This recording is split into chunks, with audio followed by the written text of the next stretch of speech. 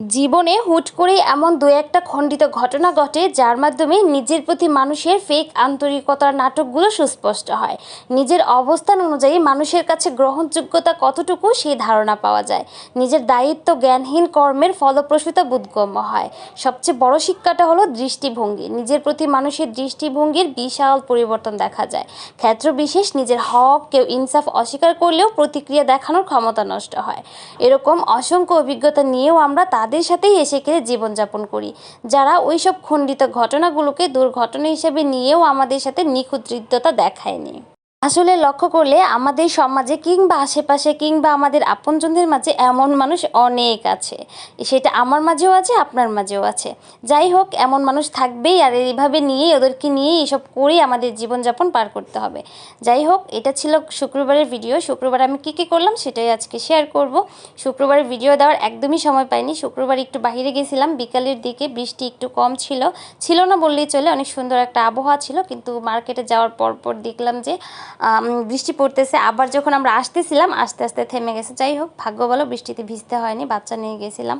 তো শুক্রবারে সকালে উঠে নাস্তা করে তারপর আমি একটু ডিম ভুনা করছিলাম।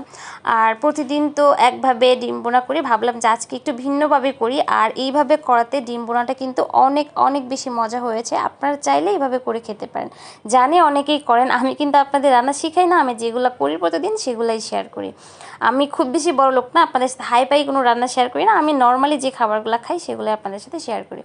এই যে প্রথমে ডিমগুলো সিদ্ধ দিয়েছিলে, তারপর একটু পেঁয়াজ ভালো করে ভেজে তারপর এখানে টমেটো দিয়ে দিয়েছিলাম। তারপর যা যা মশলা দিতে হয় গুঁড়া মশলা সেগুলো দিয়ে তারপর ডিমগুলো ছেড়ে দিলাম।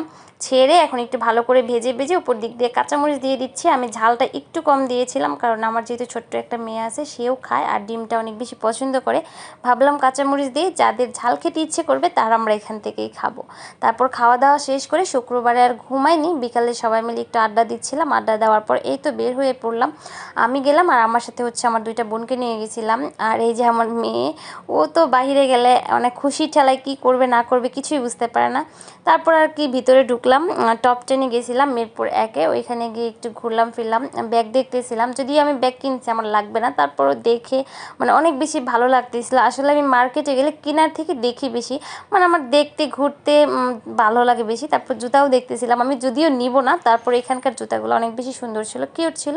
আর এখানে জামাও ছিল, এই যে দেখতেছেন, এইগুলো আমার অনেক অনেক বেশি পছন্দ হয়েছে।